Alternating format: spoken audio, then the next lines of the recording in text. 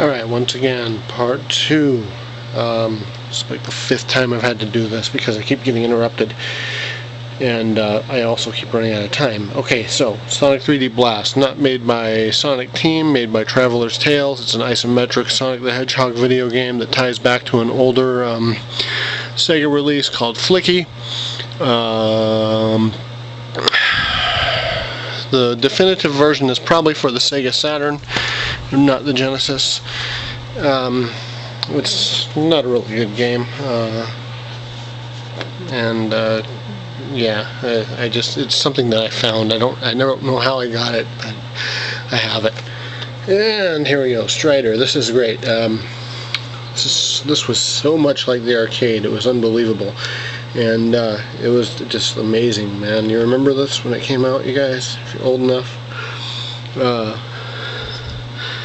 Yeah, this was pretty much mind-blowing. This was like a Genesis like deal sealer. I mean, I was already working on my parents to get me one back in 1990, and they did. And this was not a game that I ended up getting immediately because it was expensive, but I wound up with it at some point, and I was not unsatisfied. This was superb. And if you look very closely at the cover, I'm not sure if you can see the sword he's holding. This is a Battle Beast sword. This is from the toy line Battle Beasts from the 80s. It was made by Takara, and it was imported to the US by Hasbro, and it was originally part of the Transformers line in Japan, and they were part of the Japanese Transformers cartoon series called the Headmasters. And these dudes here at the bottom are all little Warhammer figures, and Sega did that type of thing all the time back in those days. And if you look at the artwork to Phantasy Star 3, at the top of the staircase is Skeletor from the New Adventures of He-Man. That's who is at the top of the staircase. I'm not making that up. And this is Strider Returns, and it's a piece of shit, but that's why I bought it. Ms. Pac-Man on Genesis. This is also available on Super Nintendo. Both versions are basically the same. This is not a direct port of the arcade game, but it's pretty close, and you have the option to play 2 players simultaneous as Pac-Man and Ms. Pac-Man, and you can change the style of the mazes, and it's a pretty cool addition to any Pac-Man fan collection. This is Chakan the Forever Man. Is this Solomon Kane, or is it Eddie from Iron Maiden? You be the judge. This game is impossible. This is Atomic Runner. My friend Angelo gave this to me, and it's because he didn't like it, and I can tell why. It's not a very good game. It's an automatically scrolling run and gun shooting game. Probably an arcade port. It's not a very good game, and it probably could have been done on the 8-bit NES quite easily, to be precise. And here is eSWAT. This is not a direct port of the arcade. You might be able to consider this a sequel or a spin-off, because it's like I said, it's not a direct port. The arcade version was 2 players. It was kind of like Altered Beast in the way that you powered up, and this has this is in name only, eSWAT. On the Master System, that was a pretty close port of the arcade. Genesis was a totally different game. And Castlevania Bloodlines. Say what you will, I enjoyed this game. I know it's not everybody's favorite, but I like it. I think it's on par with other 2D Castlevania games of the era. I don't like the current crop that have been released since the Game Boy Advance and the DS era as much. In fact, I'm relatively over Castlevania as it is. Battletoads Double Dragon. That's the title. Battletoads Double Dragon. Not versus, not meets, not hangs out with, just Battletoads Double Dragon. And this game has a funny little bit of misogyny in it, where if you're using the Double Dragon guys, Jimmy and Billy Lee, you can lift up a character by their hair, a woman, and punch her with your free hand. And here is, misogyny. It's hilarious. Deadly moves. This is a Street Fighter 2 clone, but you can move up and down in the background as you would in Final Fight or Streets of Rage. It's not a very good game, but it's not a very bad game. But you know, it's not superb or anything. I have an affinity for bad fighting games. I really do. And here's Grindstormer. This is an arcade top-down shooter. Not a shmup. It's a shooter. Don't say shmup. Sorry about my armpit there. And this is Shinobi 3, an excellent follow-up to Revenge of Shinobi, a must-have for any Genesis owner. This is a great game. It is absolutely fantastic. It's really great. Get it by any means necessary. Yeah. Here is Teenage Mutant Ninja Turtles Tournament Fighters on Genesis. This is slightly different from all the other different versions that were available. There was one for 8-bit NES and one for Super Nintendo. And I used to own the Super Nintendo version, and that game was super hard. So is this one. And I have tried to get the NES game, which doesn't have your weapons when you use the turtles, which is odd. But yeah, I kept getting outbid on eBay, and I finally just gave up, and I don't want the game anymore unless somebody just gives it to me, because I'm tired of getting outbid for it. And here is Biohazard Battle, another side-scrolling shooter for the Genesis. There are a lot of them, yeah, and this is a good one. This guy here, the snake fellow, and in fact most of the characters in the game that you encounter are in segments, like little segment balls that could stretch very far across the screen or compress into a small thing like a slinky, you know, kind of like, you know, Vector Man, the way his arms and legs are made up of several small balls. And that was not a pun or anything. It's just a fact. Here's Kadash. This was an arcade game, as it is emblazoned right here, the arcade hit. You could choose one of 4 characters, I think. 4.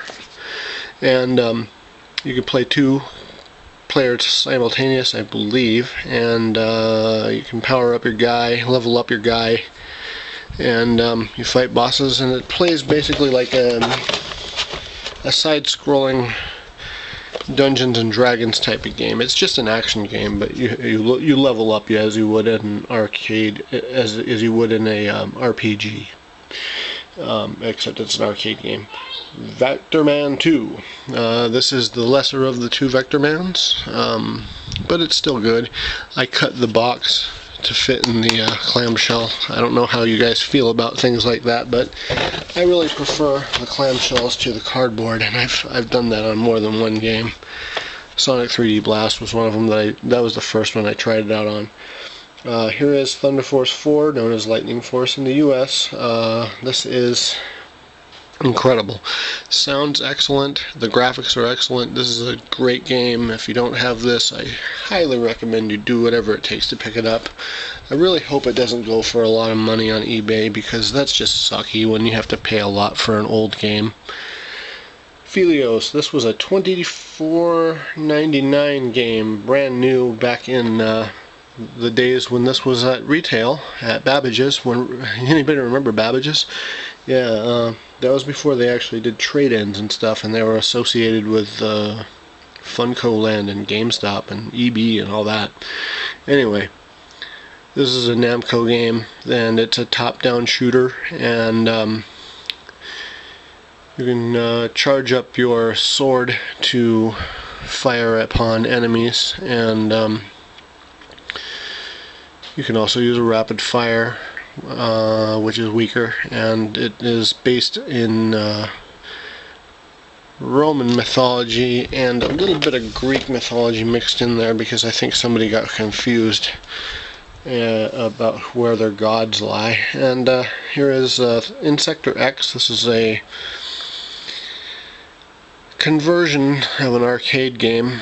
The arcade game was more cartoony, and this one looks more serious. This is a side-scrolling shooter, and there are many for the Genesis, as I've said before. You basically fight bugs. You're a small bug man, and you shoot other bug creatures in a bug world. And it's a pretty cool game in concept, but the backgrounds do not scroll.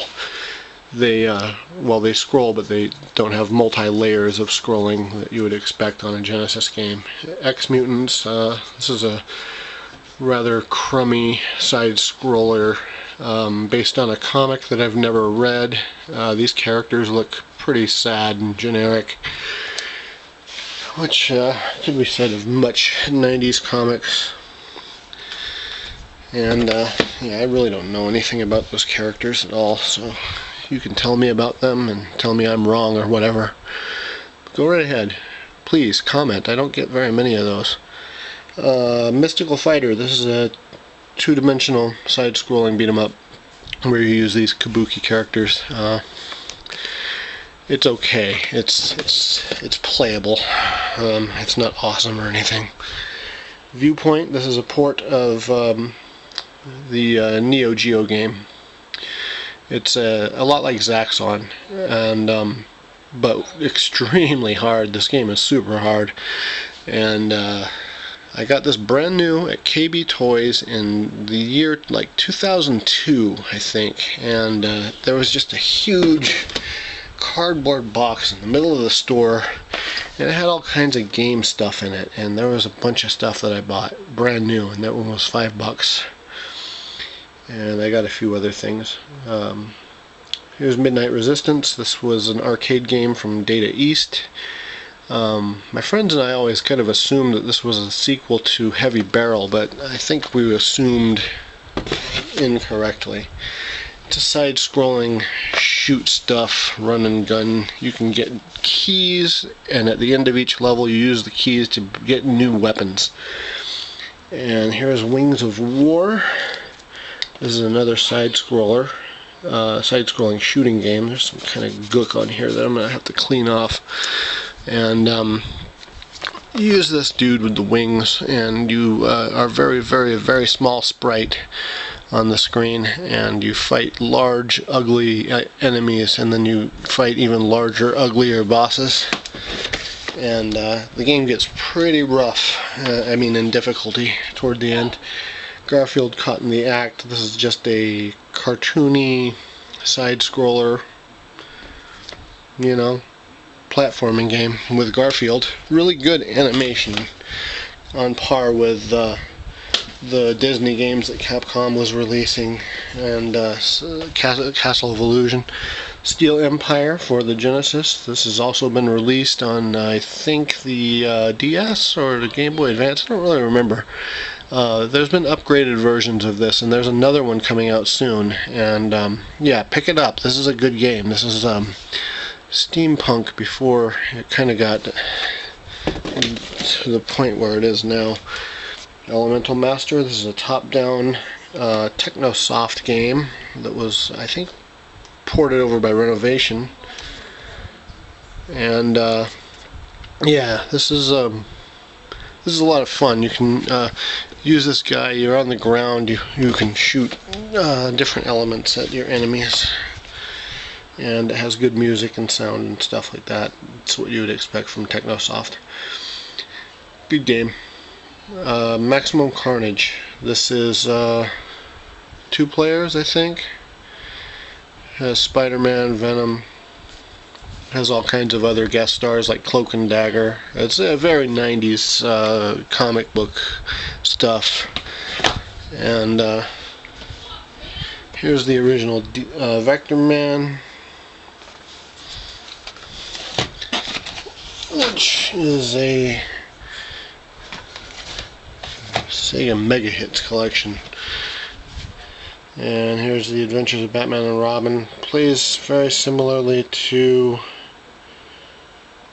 Contra. Try and do this in part 3.